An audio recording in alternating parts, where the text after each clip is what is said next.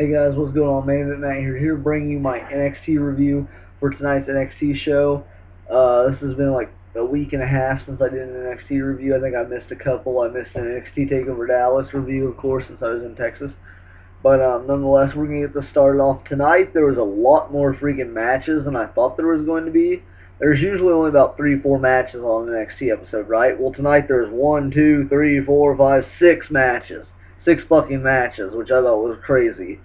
But a lot of these actually, like the freaking Vaudevillains and Baron Corbin were both featured in matches, and they're on the main roster now.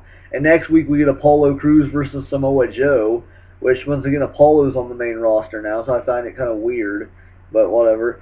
To kick off the show, which is kind of good, they're kind of mixing it together then, which is great. But to kick off the show, we get Austin Aries in action, going one-on-one with Angelo Dawkins. And from the looks of it, they're actually letting Angelo Dawkins have a gimmick now. Instead of just a jabroni jobber that doesn't even do anything, now he's actually got entrance music and an attire and a gimmick. He's the Curse of Greatness is what he's nicknaming himself, but he ends up losing to Austin Aries, of course. The whole match, he just done that stupid little though I'm stirring something taunt, which was, I don't know, Angelo Dawkins is dumb to me. His gimmick's stupid. But Austin Aries ended up defeating him. A note to add to this match is Aries actually won the match with the rolling elbow, which, of course, you know he did that all the time in TNA, but he never used it as a finisher. So the rolling elbow is a finisher. We'll have to see how that goes. I believe he used that too at Fan Access when I seen it. I did not see his match in NXT TakeOver Dallas, but I did see his match at Fan Access, and he won with the rolling elbow. So I'm thinking the rolling elbow is his finisher. He did it a very interesting way, though. He did the full speed drop kick in the corner like he used to do for the signature that would follow up to the brain buster. Except instead of doing the brain buster, he sent him off the ropes, and then he went off the diagonal ropes, and Aries was over here, Angelo Dawkins was over here, and they like collided together, and Aries hit him with the elbow. So I mean, it's kind of cool how they set it up to where they collide together. But other than that, I don't know if I like the rolling elbow as a finisher. At the starting, I thought if they didn't have him use the brain buster, he'd use the pendulum elbow, which is a very weak move for a finisher. But I honestly think it would be better than the rolling elbow because it'd be very unique, which would make it a lot better because the rolling elbow is kind of generic to me.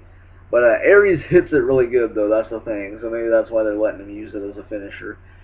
They probably don't want to use the Brain Buster because it's very similar to the Bloody Sunday, for one, which Finn Balor's now using every once in a while. And number two, of course, it's the similarities to a pile driver. You land almost on your head. So they just want to avoid injuries, I guess. So, I mean, I don't have a problem with it. As long as, or they could let Aries use the one arm submission. I think it's called like the cattle mutilation in the game. I don't know what it's actually called. The last chancery from Aries. They could let him do that. Although Aries does it different though, doesn't he? He like hooks their neck, I think, and then does the back bend. But they could why can't he do the last chancery? I didn't even think about that. Or the 450.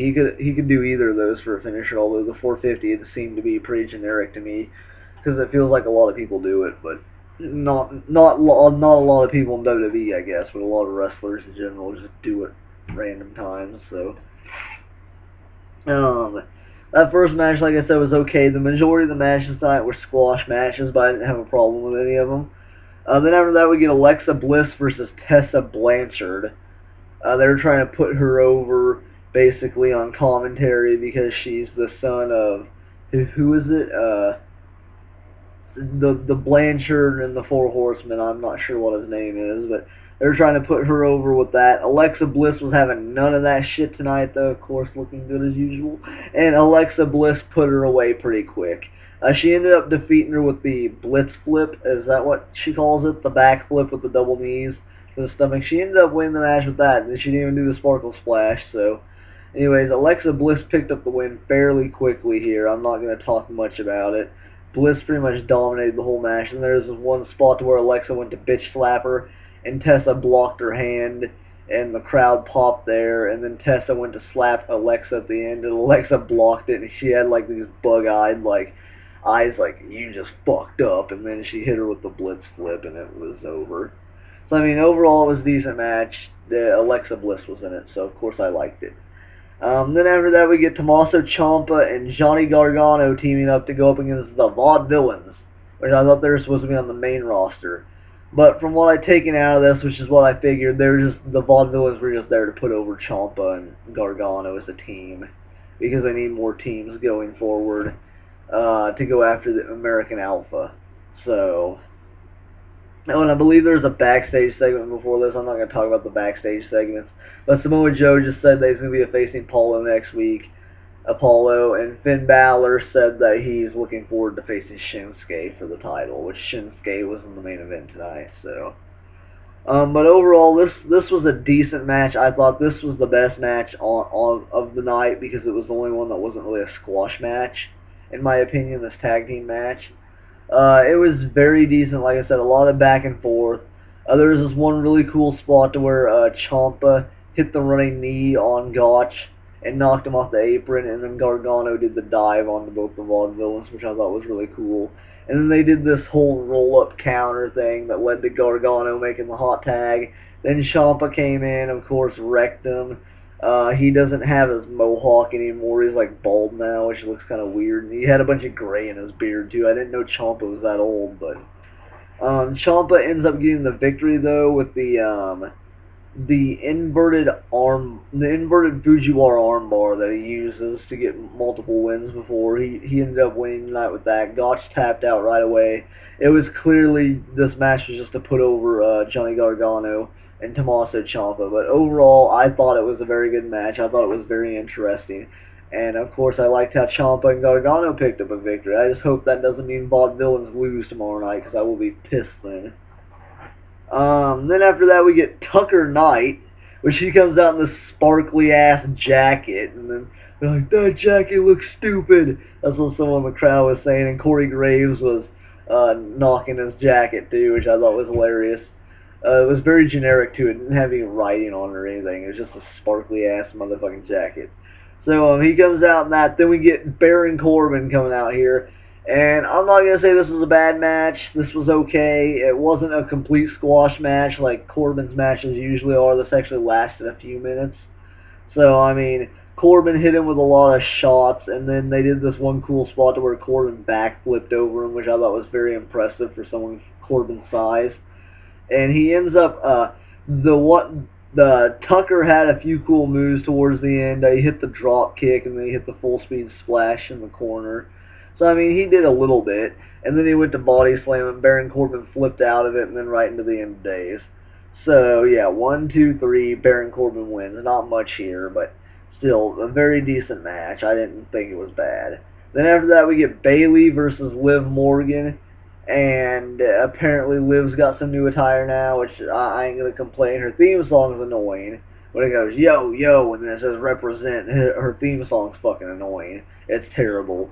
But overall, her gimmick's not that bad. I mean, it's decent. And she had some very innovative offense here tonight. Of course, this was a squash match pretty much. Bayley completely destroyed her. But this was a very decent match, and it ended up having a promo at the end where Bayley is talking about how she's going to be going back after Asuka's title, or asshead Asuka, or the fuck you want to call her. I fucking hate her. So you can call her whatever you want. She's fucking, I don't even care anymore. Like, it's just whatever. I don't even care to put in the effort to call her asshead anymore. It's just fuck, whatever. I don't give a fuck about the NXT Women's title anymore. But Bayley is talking about how she's going to go back after the title. I feel as though she won't, but maybe she will. I don't know. I think she was just saying that. I don't think she's actually going back after the title. She might get a rematch, but she's just going to lose. So there you go, that. But overall, like I said, this was a very interesting match. There's this one spot to where Liv did a handspring rebound into like a head scissors, and then she was like spinning around on the floor, like pushing around with her hands, and then she like did the hurricanrana thing. It was really weird. But she has some very innovative, interesting offense, to say the least. Bayley, of course, ended up picking up the victory with the Bayley to belly. Well, it wasn't much here, but I liked it. Then we had a backstage segment with Enzo Amore and American Alpha, and it wasn't backstage, it was in the arena before the show, but you know what I'm saying. And this was a very good segment because it ended up leading to Enzo and Big Cass coming up there and challenging American Alpha to a tag team match, which is going to happen next week, which is going to be amazing. Enzo and Big Cass were talking about how they've been there the longest. They've defeated every team except for American Alpha. So they want a match against them to prove that they can beat them. So we're getting that next week. Obviously, the American Alpha is probably going to go over, I would assume. So that should be very cool to see American Alpha defeat Enzo and Big Cass. I like Enzo and Big Cass better, but I think it's good for Enzo to put him over, Enzo and Cass to put him over. So expect American Alpha to win that one. And we didn't see anything from Dash and Dawson tonight, which I found interesting. But maybe Dash and Dawson will be moving up to the main roster here soon too. But overall, I thought that was a really good segment because, of course, it led up to hopefully what's our main event next week, although it'll probably be Apollo and Samoa Joe, which won't be as good as this tag team match. But still, this should be a great match. I'm looking forward to that. And then, of course, we had our main event, which is Shinsuke Nakamura going one-on-one with Ty Dillinger. Of course, you know, Nakamura debuted on NXT TakeOver Dallas. Amazing match with Sami Zayn. I wouldn't say it was one of the best matches, but it was a very good match for a debut match for someone. I'll say that much. It had a lot of cool spots in it. And tonight's match, of course, didn't have many cool spots in it, but that's because he's fighting Ty Dillinger, and it was pretty much a squash match. The only thing that Dillinger really did in this match, more or less, this match had more comedy in it than wrestling that I cared about. Like, it was funny. Ty Dillinger just starts doing the 10 thing at Nakamura, then Nakamura's just blinking his eyes and moving his head every single time he does the 10. And then Dillinger's just like, "What the hell are you doing, man?" And then the crowd, all of a sudden, they're chanting 10, 10, 10 like crazy, and then Ty Dillinger's like, "Yeah, that's right, I'm a 10, not you." So then the crowd starts chanting, "He's 11, he's 11, which I thought was completely hilarious, and Dillinger started flipping out. "There's no such thing as 11, it's a perfect 10, you can't go higher than 10, damn it." But, overall, this was a decent match. I'm going to say this right now. I don't hate Nakamura. I don't like him either. His theme song's really cool. His entrance is interesting. I'm going to say that much. His attire, I think, is stupid as shit. But it makes him look like a multicolored Michael Jackson ripoff. But overall, his attire is pretty stupid. I don't like that. But his wrestling capability, I know he's a very good wrestler, but I hate all the knees. Like, that's literally all he did in tonight's match. It's just a bunch of knees. Which I will say, the one on the top rope that he did, where he had him draped across the ropes and he kneed him in the stomach, that one's freaking awesome. He should keep using that as like a signature, a follow-up to the finish. And then the apron knee, he needs to start using that too, although I feel like that's more of a big pay-per-view move, like he did against Zayn. But I thought that one was fucking awesome. So he needs to do that one, and then the one from the ropes there on top. And then his finisher, as far as I'm concerned, I don't even know. I don't like his finisher, to be honest. I think it's kind of stupid, to be honest. It's very weak. It's like a weaker version of Daniel Bryan's, in my opinion, because it's a lot worse when he connects, in my opinion. What I think he should do, though, is what he did at TakeOver Dallas. I think he should do it from the top rope. If he's going to do that knee, he needs to either do it better than Daniel Bryan, or he needs to do it from the top rope. Or, I mean, I know in Japan he did it when they were kneeling on one knee, so maybe he should do that, because when they're standing, it looks terrible, in my opinion. But if they're on one knee, I think he can get by with doing it, or he needs to do it from the middle rope. I think that looked a lot cooler when he did it on Zayn from the middle rope. I think he should do it from the middle rope, and then I would be fine with it.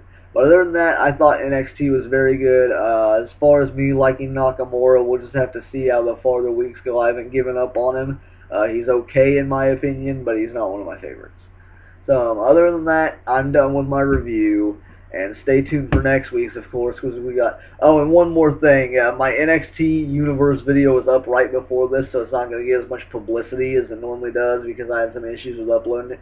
So I'm just going to go ahead and plug it here. This is just one-time thing. But NXT Universe Week 13. Down below this video on my list of videos, if you're on the phone or if you're on the laptop, it'd be to the right when you're on the page. But it's the second video to the latest, so go check that out. You got freaking Intercontinental Champion Chief Graham going one-on-one with NXT Champion Finn Balor, first time ever, champion versus champion. Intercontinental Champion on NXT for the second time ever in Universe history. Big NXT episode tonight. Decent NXT episode tonight in actual WWE terms. Like I said, matches were good. I liked it, but other than that, that's the end of my review.